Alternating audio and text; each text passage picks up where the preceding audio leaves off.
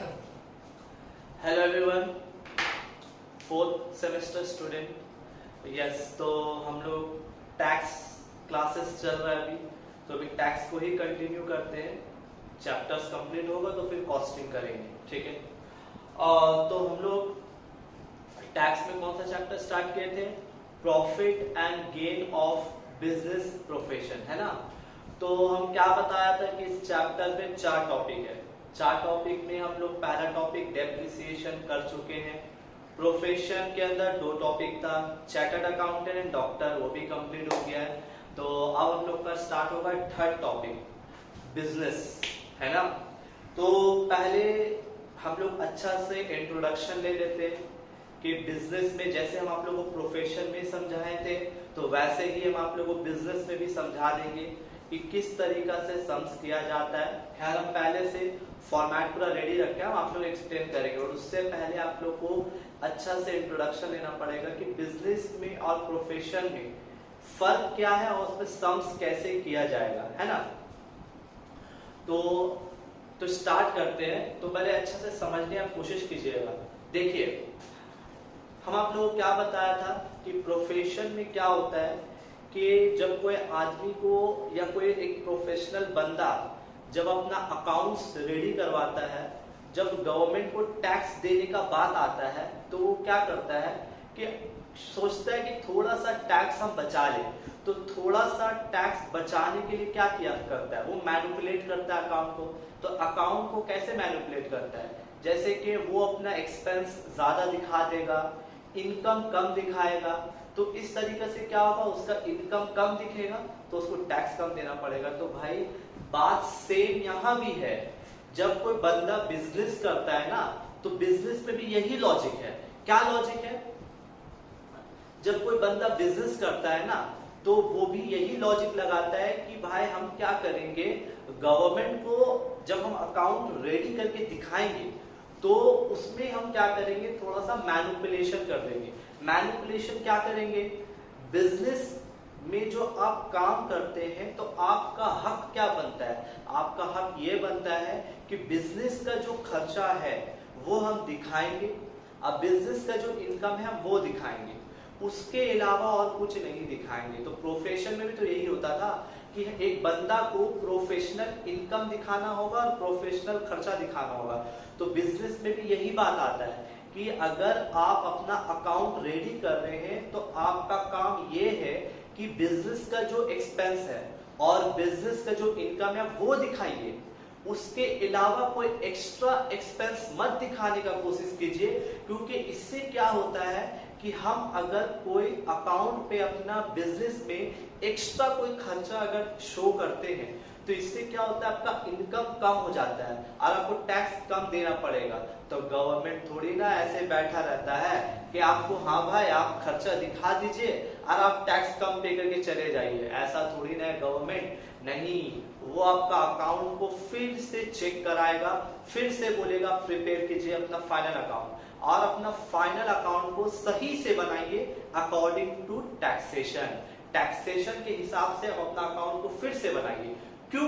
क्योंकि होता क्या है कि आदमी लोग अपना टैक्स बचाने के लिए एक्स्ट्रा एक्सपेंस दिखा देता है। हम आपको बताया था कि हम एक बिजनेस कर रहे हैं, हम अपना घर का कोई भी इलेक्ट्रिसिटी भाड़ा, रेंट, घर का खर्चा को बिजनेस पे दिखा रहे हैं, ठीक है। तो गवर्नमेंट क्या बोलेगा, भाई ये आपका घर का खर्चा है, आप बिजनेस का अकाउंट में क्यों दिखा रहे हैं? आप ये नहीं दिखा सकते, क्योंकि इससे क्या होगा, आपका इनकम कम हो जाएगा और टैक्स कम देना पड़ेगा। तो भाई ऐसा तो है। फिर प्लस आप रिवर्स भी सोचिए, उल्टा भी सोचिए। कोई को बिजनेसमैन गलती से क्या करता है ना, कुछ इनकम ऐसा होता है जिसपे आपको टैक्स नहीं देना होगा, या फिर उस पे कोई टैक्स है नहीं, लेकिन गलती से आप बिजनेस में दिखा दिए। तो इससे क्या हुआ, आपका इनकम बढ़ गया। जब आपका इनकम अगर बढ़ेगा तो आपको टैक्स ज्यादा देना पड़ेगा। तो यहाँ पर भी गवर्नमेंट आपको बोलता है कि देखिए, आप जो ये इनकम दिखा रहे, ये इनकम पे आपको टैक्स नहीं देना होगा, लेकिन आप गलती से दिखा दिए तो आप इसको हटा दीजिए।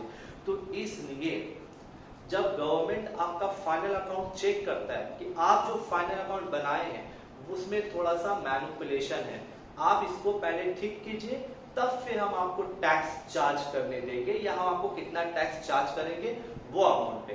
तो एक्चुअली होता क्या है कि हम लोग at the end of the year हम लोग क्या बनाते हैं, फाइनल अकाउंट। अच्छा बताओ, फाइनल अकाउंट के अंदर हम लोग 3 पार्ट पढ़े हैं, trading account, profit and loss account and balance sheet.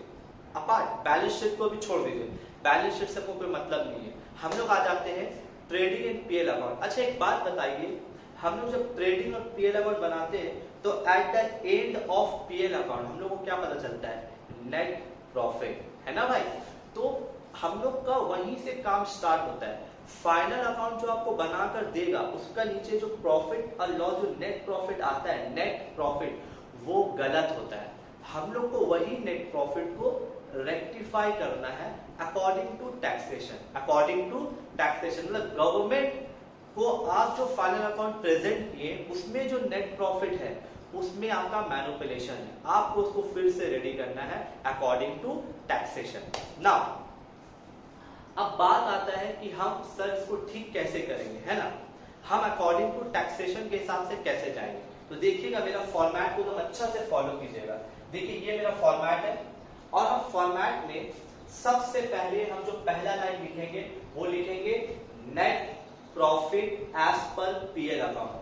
Sir ये नेट प्रॉफिट आप क्यों लिख रहे हैं, हम आपको समझा रहे हैं, क्योंकि जो आप लोग फाइनल अकाउंट बनाकर देते हैं गवर्नमेंट को वो नेट प्रॉफिट सही है या गलत है, गलत है, क्योंकि उसमें आपका मैनिपुलेशन किया हुआ है। तो आप क्या कीजिएगा, सबसे पहले वो जो गलत नेट प्रॉफिट है हम उसको फर्स्ट लाइन में लाके लिख लेंगे।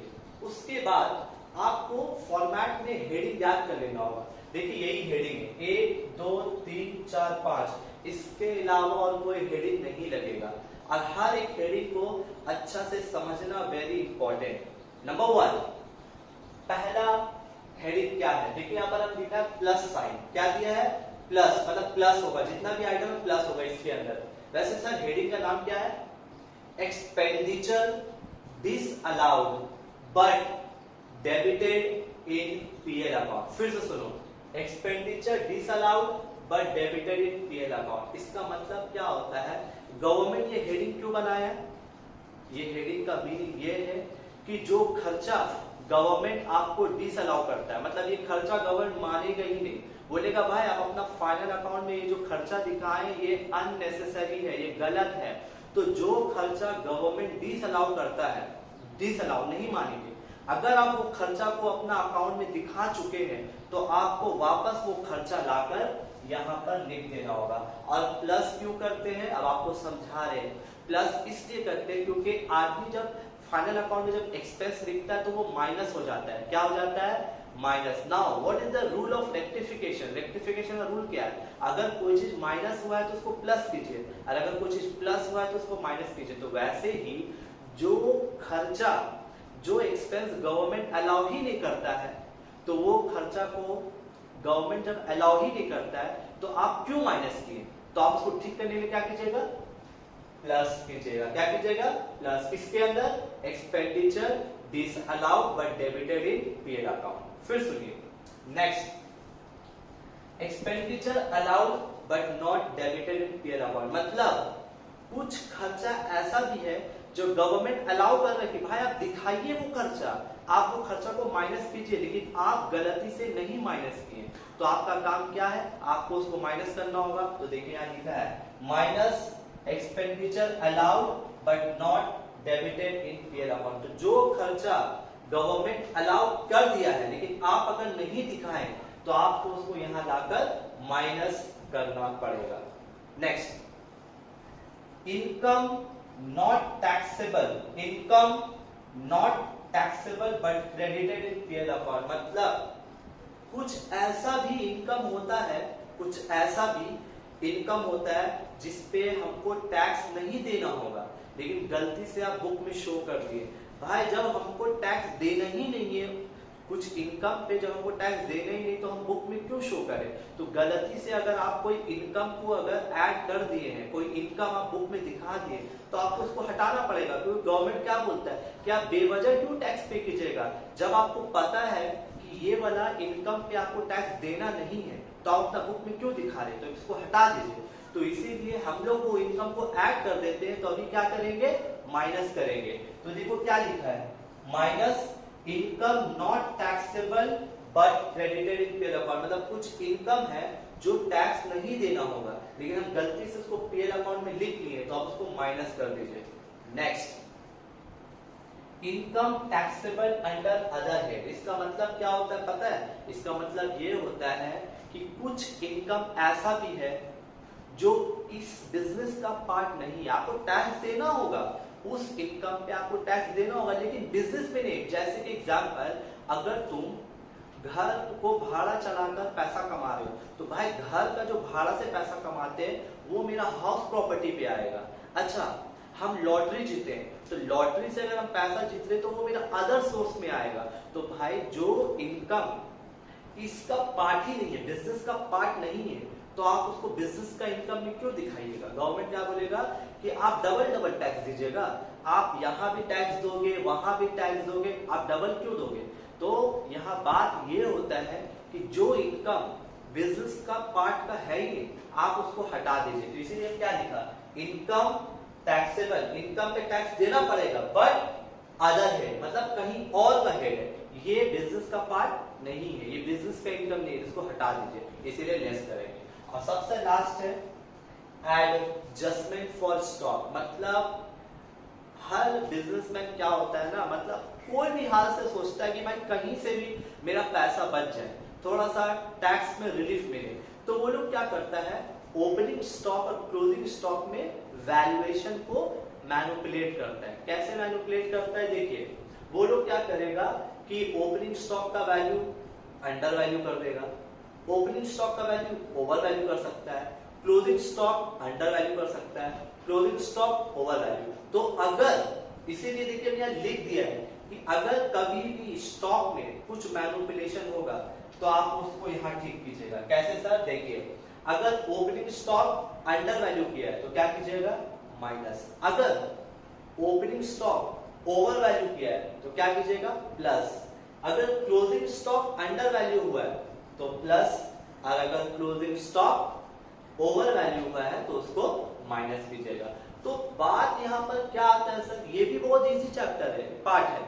देखिए हम लोग जो प्रोफेशन में किया और जो बिजनेस में करेंगे दोनों ही सेम चीज है, बट क्या है ना कि प्रोफेशन में हम लोग का थोड़ा सा फॉर्मेट छोटा है, क्योंकि उसमें हम लोग क्या करते हैं, सिर्फ इनकम और एक्सपेंस लिखते हैं, और वही इनकम लेते हैं जो प्रोफेशन का रिलेटेड होता है, और वही खर्चा लेते हैं जो प्रोफेशन से रिलेटेड होता है। लेकिन यहाँ बात क्या है बिजनेस में कि you have already made an account, आपका अकाउंट ऑलरेडी रेडी हो चुका है और आप ऑलरेडी नेट प्रॉफिट निकाल चुके हैं, लेकिन गवर्नमेंट जब आपका अकाउंट चेक किया तो बोला भाई आपका अकाउंट पे जो नेट प्रॉफिट आया है वो नेट प्रॉफिट में मैनिपुलेशन है, आप उस मैनिपुलेशन को ठीक कीजिए, नहीं तो आपका फिर हम टैक्स का कैलकुलेशन नहीं लेंगे, क्योंकि आप इसमें कुछ गड़बड़ी की है। तो हम लोग को फिर से क्या करना पड़ेगा, वो अकाउंट को रेडी करेंगे, थोड़ा सा उसको रेक्टिफाई करेंगे। एक्चुअली हम लोग यहाँ पर रेक्टिफिकेशन करते हैं, और एट द एंड जो प्रॉफिट आएगा वही वाला प्रॉफिट पे गवर्नमेंट उसको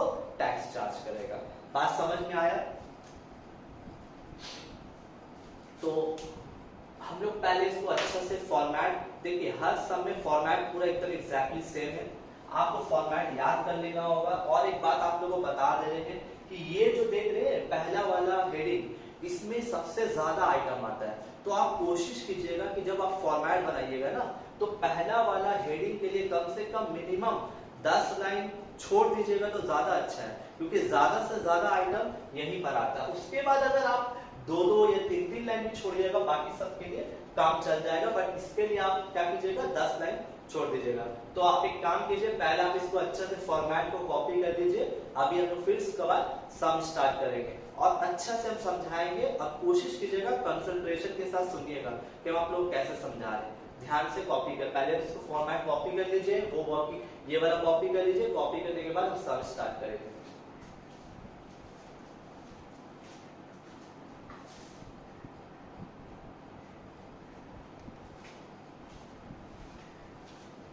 यस, तो आप लोग फॉर्मेट कॉपी कर लिए होंगे, तो चलिए स्टार्ट करते हैं। तो सम्स को देखिए कैसे करेंगे हम लोग, ठीक है, ध्यान से सुनिएगा। इलस्ट्रेशन 37 देखिए हम लिख दिया है illustration 37 page number 376। Okay, now हम क्वेश्चन को अच्छे से पढ़ेंगे और आप लोग ध्यान से सुनिएगा। Mister पिंका Mukherjee submit the following PL account of his business for the year 31 मार्च 2020। मतलब ये आदमी का नाम है मिस्टर पिंका मुखर्जी। ओके, ये अपना फाइनल अकाउंट रेडी करके गवर्नमेंट को दिया। तो अब जब फाइनल अकाउंट गवर्नमेंट को दिया बना के, तो उस पे हो सकता है गलती निकलेगा ही निकलेगा, क्योंकि आप किए क्या होंगे, आप तो मैनिपुलेट किए होंगे अपना टैक्स को बचाने के लिए, चोरी करने के लिए, टैक्स एवेशन जिसको बोलते हैं, चोरी नहीं बोलते, इंग्लिश में बोलते हैं टैक्स एवेशन। तो टैक्स एवेट करने के लिए आप क्या कर रहे हैं, टैक्स अवॉइड करने के लिए क्या किया, आप गलत अकाउंट बना के दिए, उसमें थोड़ा मैनिपुलेशन किए। ठीक है, अब हम लोग को उसको फिर से रेडी करना है, कुछ एडजस्टमेंट है। तो क्या होता है ना कि बिजनेस जब हम लोग करते हैं ना, तो एडजस्टमेंट अगर एंडिंग में भी करेंगे तो कोई दिक्कत नहीं, विदाउट एडजस्टमेंट पढ़े भी हम सम कर सकते हैं। तो बोला है कि compute the income from business and profession, मतलब ये बनता है आपको correct taxable income from business and profession पता करना है। चलिए स्टार्ट करते हैं। देखिए हम लोग को पता है कि हम लोग को फाइनल अकाउंट बन के मिलेगा। फाइनल अकाउंट से सारा आइटम पढ़ेंगे, जो आइटम आपको लगेगा कि ये बिजनेस का पार्ट नहीं है या है, मतलब जो एडजस्टमेंट के लिए जो हेडिंग है, हेडिंग के हिसाब से तो आपको वैसे ही पुट करना पड़ेगा। हम आपको समझा रहे हैं, सुनिएगा अच्छे से। पहला है to opening stock. Now tell me, opening stock जो है वो बिजनेस का रेगुलर पार्ट है या नहीं है regular part? Definitely sir, opening stock जो है बिजनेस का रेगुलर पार्ट है। इसमें इंसान अभी तक तो मैनिपुलेशन नहीं किया, क्योंकि ओपनिंग स्टॉक जो है बिजनेस का रेगुलर है। आदमी बिजनेस करता है तो ओपनिंग स्टॉक रहेगा ही रहेगा, इसमें आदमी कुछ मैनिपुलेट अभी तक नहीं किया। हो सकता है एडजस्टमेंट है बोले, बट ऐसा कुछ हमको नहीं लगता है, क्योंकि ओपनिंग स्टॉक जो है बिजनेस का रेगुलर पार्ट है।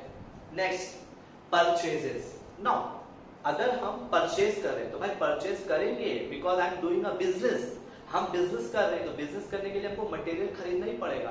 तो purchase is a regular item of business, we don't need to do anything. इस सब आइटम पे हम लोग को हाथ देने ही नहीं है, जो है जैसा है रहने दो, क्योंकि इसमें हम लोग कुछ मैनिपुलेशन नहीं किया। तो जिसमें आपको लगता है कि मैनिपुलेशन हुआ होगा, उसी को सिर्फ आपको ठीक करना है। Next, salaries.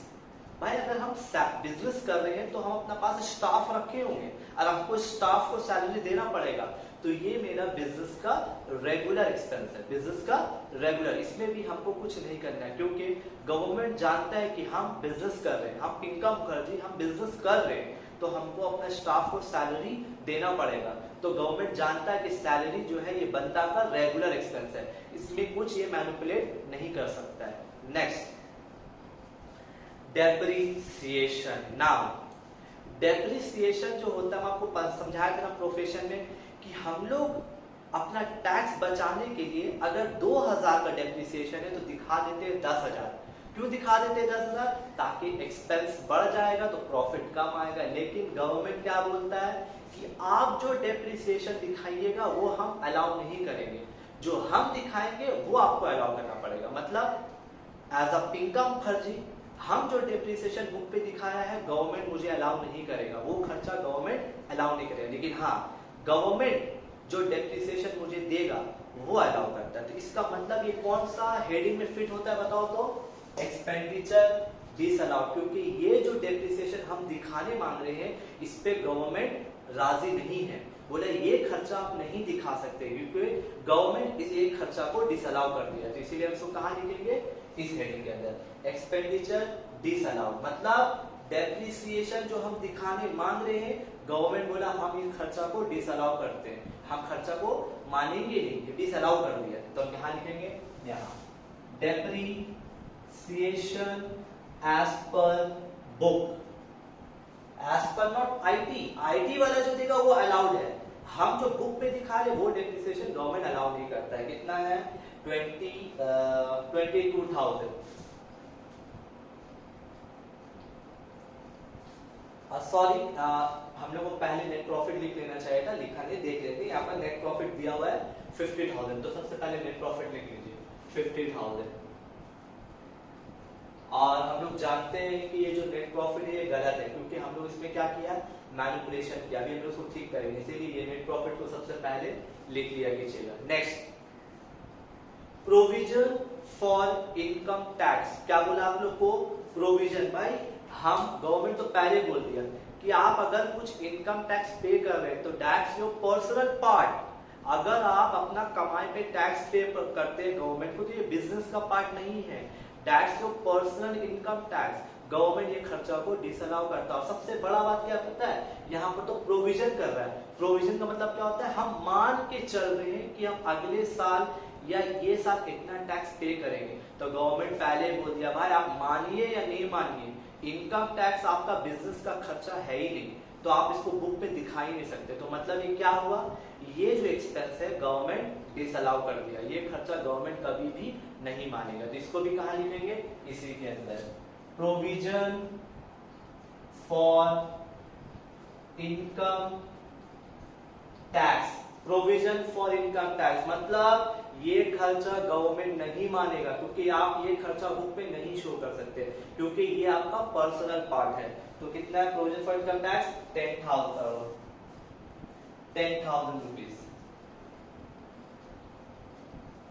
Next, advertisement. क्या बोला, एडवर्टीजमेंट। हम बिजनेस कर रहे हैं तो हम एडवर्टीजमेंट का काम तो करेंगे, तो गवर्नमेंट इस पे कुछ बोलेगा नहीं बोलेगा, क्योंकि एडवर्टीजमेंट बिजनेस का पार्ट है। क्योंकि आप बिजनेस कर रहे हैं तो आप एडवर्टीजमेंट में पैसा खर्च कीजिएगा, तो गवर्नमेंट बोलेगा ये आपका अलाउ है, इसमें आपको कोई प्रॉब्लम नहीं है, ये आप कीजिए, आपको कोई दिक्कत नहीं, क्योंकि ये ऑलरेडी बुक पे दिखा दिया, तो गवर्नमेंट बोला हम इसको कुछ बोलेंगे नहीं, क्योंकि ये आपका अलाउड एक्सपेंडिचर है, छोड़ दीजिए। Next, life insurance premium. अब बताओ क्या प्रॉब्लम है, हम LIC भर रहे हैं, तो LIC वाले बिजनेस का करवा रहे हैं, हम अपना करा रहे हैं। भाई हम अपना LIC करवाया है, तो हम अपना अगर हम अपना LIC करवा रहे हैं तो LIC बिजनेस का कोई पार्टी नहीं है। गवर्नमेंट क्या बोलेगा, भाई आप अपना LIC करवाइएगा और आपका खुद का पर्सनल एक्सपेंस बिजनेस में दिखाइएगा। गवर्नमेंट बोलेगा नहीं, ये आपको हम अलाउ नहीं कर सकते, आपका LIC प्रीमियम आपका पर्सनल पार्ट है, ये बिजनेस का इससे कोई मतलब ही नहीं, तो ये खर्चा आप बुक में शो नहीं कर सकते। मतलब ये भी खर्चा गवर्नमेंट डिसअलाउ कर दिया। आप अपना पर्सनल LIC पे कीजिएगा, वो आपका पर्सनल पार्ट है, बिजनेस का पार्ट नहीं है। तो LIC premium paid 5,000। Next, GST। आप क्या पे कर रहे हैं, GST। ठीक है भाई, GST क्या है, टैक्स पे कर रहे हैं एक तरह से। मतलब ये टैक्स कौन सा टैक्स है, ये गुड्स एंड सर्विस टैक्स, तो ये बिजनेस का पार्ट है। गवर्नमेंट बोलेगा ठीक है भाई आप GST पे कर रहे हैं तो अच्छी बात है, तो ये आपका बिजनेस का खर्चा है, ये इसमें कोई प्रॉब्लम नहीं है मुझे। Next, provision for bad debt. देखिए बैड डेट अलग चीज हुआ, अब प्रोविजन फॉर बैड डेट अलग चीज है। प्रोविजन का मतलब क्या हुआ, मान के चल रहे कि पैसा डूबेगा। अब गवर्नमेंट बोलेगा कि भाई आप मान लीजिएगा करोड़ रुपया डूब जाएगा, तो क्या हम मान लेंगे कि आपका करोड़ रुपया डूबेगा? ऐसा नहीं होता है। गवर्नमेंट बोलता है कि आप अगर प्रोविजन कर रहे हैं कि पैसा डूबेगा, तो आपका प्रोविजन हम नहीं मान सकते, क्योंकि आप अभी प्रोविजन कर 1 करोड़ डूबा है और अगला साल पता चला 10,000 रुपया डूबा, तो आप तो पैसा बचा लिए, ऐसा नहीं होगा। तो मतलब आप कोई भी प्रोविजन करते हैं कि पैसा खर्चा होगा या डूबेगा, गवर्नमेंट वो सब खर्चा को डिसअलाउ कर देता है। गवर्नमेंट क्या बोलेगा कि ये खर्चा हम आपको अलाउ करेंगे ही नहीं, क्योंकि ये आप मान के चल रहे कि शायद खर्चा होगा या शायद डूबेगा, तो ये खर्चा गवर्नमेंट डिसअलाउ कर देगा। Provision for bad debt, provision for bad debt, provision for bad debt 1,000।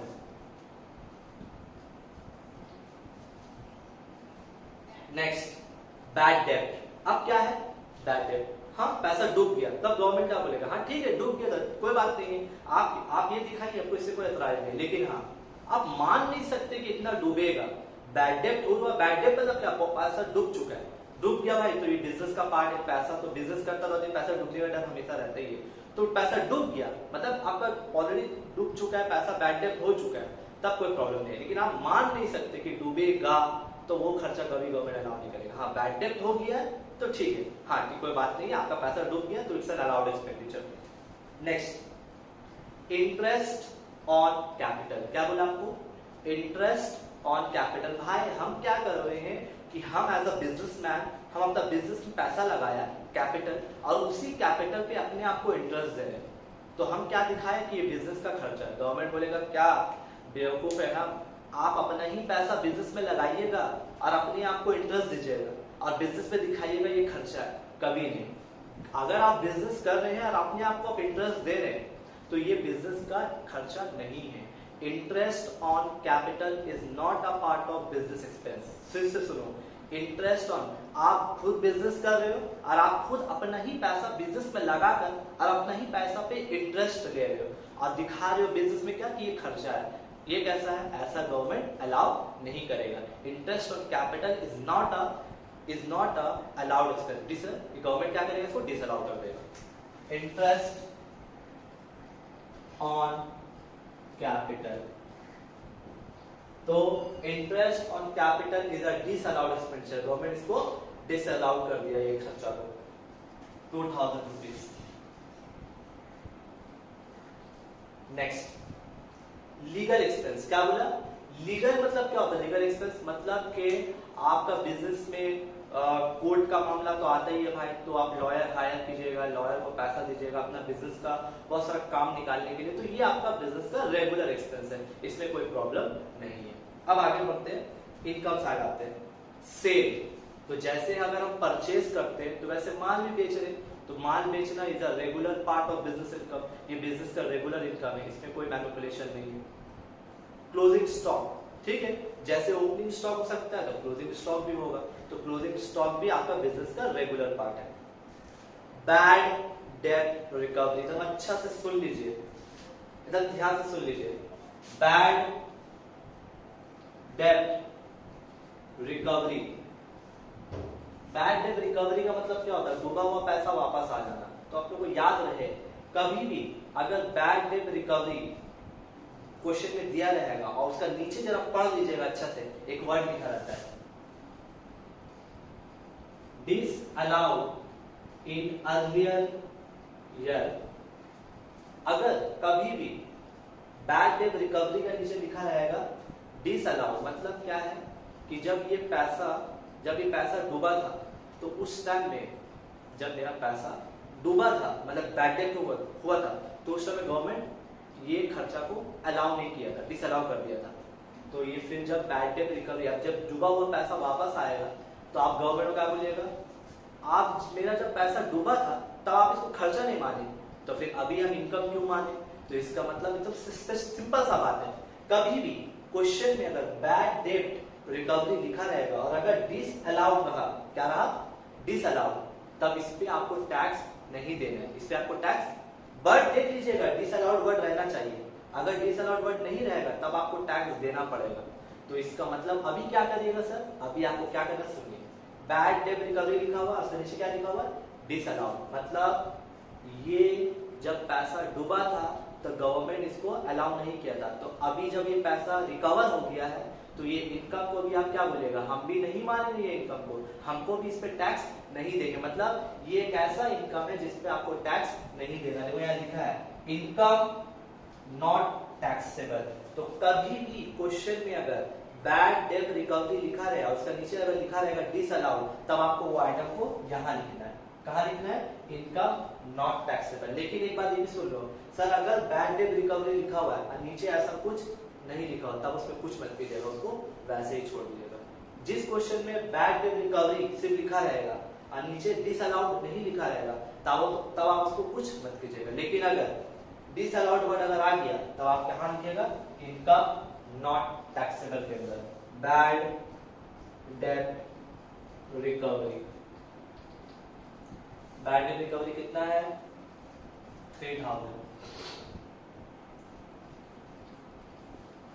Next, interest on fixed deposit. आप अपना बैंक में कुछ पैसा डिपॉजिट किए तो वहां से आप इंटरेस्ट कमा रहे हैं, तो हम अभी क्या बोला आपको, आप जो इंटरेस्ट कमा रहे हैं ये आपका बिजनेस का पार्ट है, that is your income from other sources. आप कहीं बैंक से अगर इंटरेस्ट कमाते हैं तो बैंक से इंटरेस्ट कमाना आपको टैक्स देना पड़ेगा, लेकिन ये आपका अदर है, कहां पर है, अदर सोर्स। अभी कर क्या रहे आप, बिजनेस कर रहे हैं, तो आप बिजनेस में अदर सोर्स नहीं दिखा सकते, तो मतलब ये वाला इनकम पे हमको टैक्स नहीं देना है। क्यों नहीं देना सर?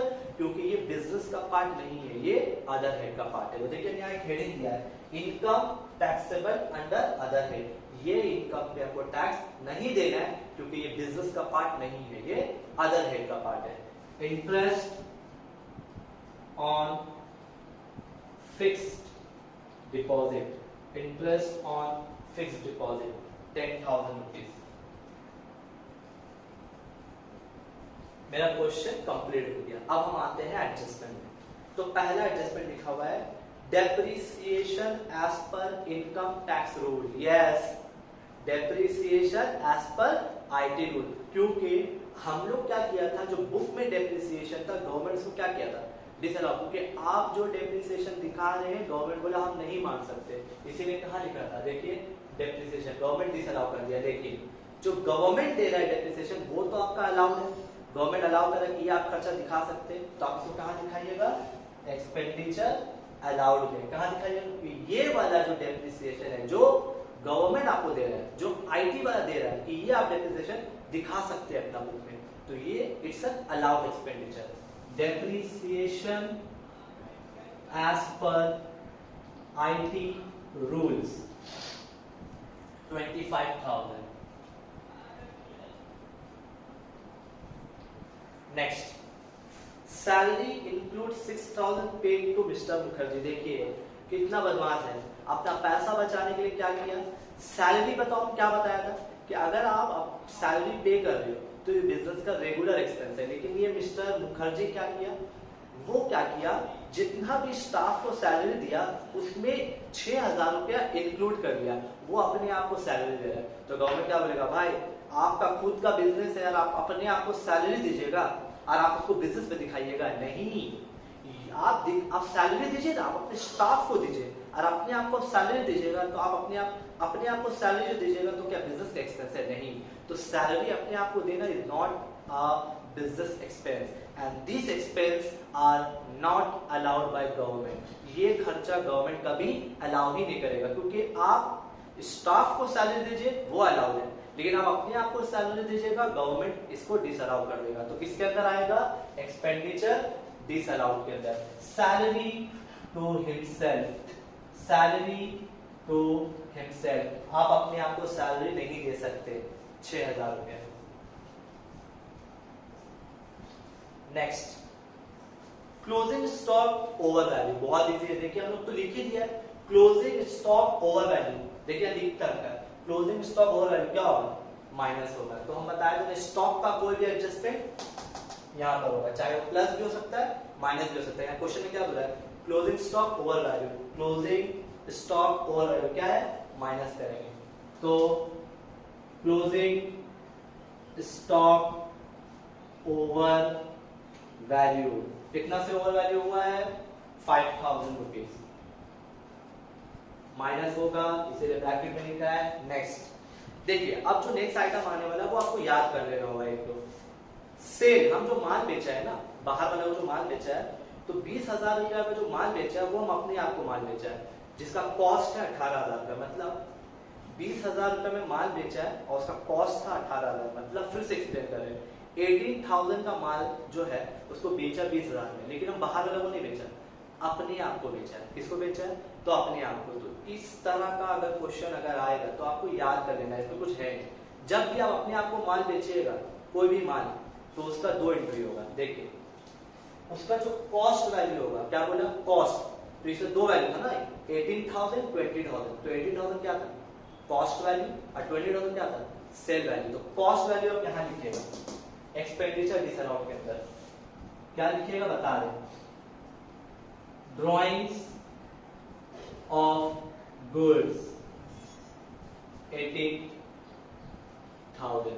एक तरह से ड्रॉइंग्स हुआ ना, क्योंकि हम अपने आप को माल बेच रहे, मतलब हम अपना ही बिजनेस का माल अपना घर ले जा रहे।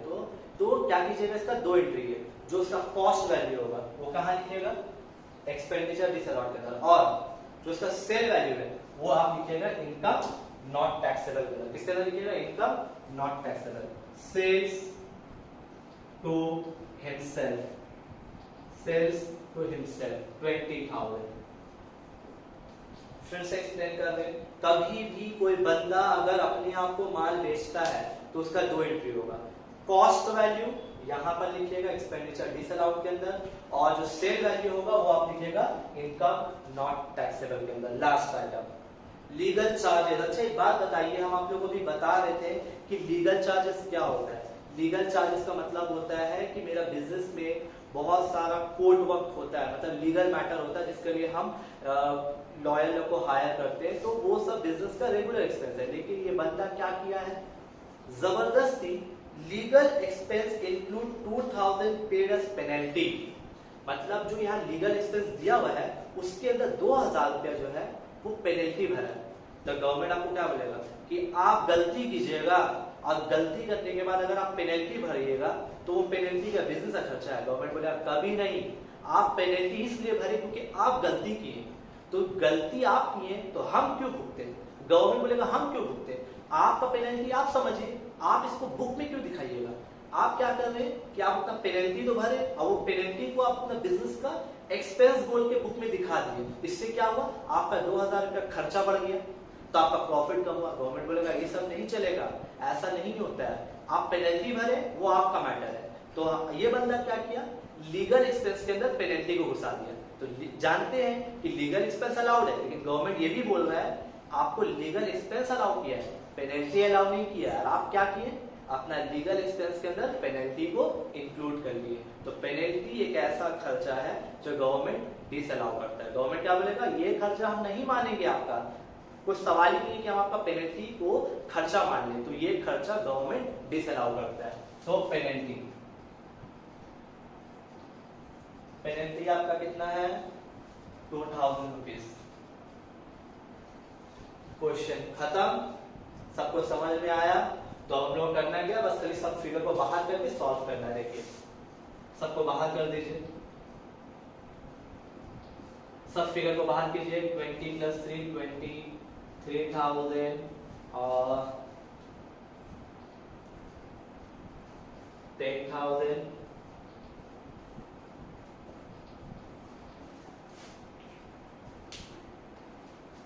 22,000 10,000 5,000 1,000 2,000 6,000 18,000 2,000 तो 66,000। ठीक है, हम किए क्या, सबको बाहर किया। सॉल्व कीजिए, देखिए ऊपर से 50,000 + 66,000 - 25,000 - 23,000 - 10,000 - 5,000 तो 53,000। अब आप बताइए ये जो नेट प्रॉफिट आया, this is the correct net profit according to taxation. तो यहां पर हम लिखेंगे टैक्सेबल नेट प्रॉफिट, या फिर आप ये भी लिख सकते हैं taxable profit and gain of business. या ये लोग क्या लिखा है, ये लोग लिखा है सिर्फ profit and gain of business profession, तो आप लिख सकते हैं taxable profit and gain of business profession.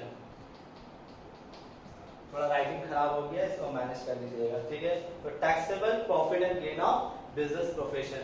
तो क्या समझ में आया कि बिजनेस में सर ये समझ में आया कि हम लोग को वो सब खर्चा को प्लस करना होगा जो गवर्नमेंट डिसअलाउ करता है। गवर्नमेंट जो खर्चा अलाउ करता है तो उसको हम माइनस करेंगे। ठीक है, जो अलग से गवर्नमेंट देगा वो वाला, बुक में ऑलरेडी कोई खर्चा है जो अलाउड है तो ऑलरेडी दिखा चुके हैं, आप जबरदस्ती इसको फिर से मत दिखाइए क्योंकि वो अलाउड हो चुका है, दिखा चुके हैं। जैसे कि यहाँ पर बहुत सारा खर्चा ऐसा था ना, एडवर्टीजमेंट,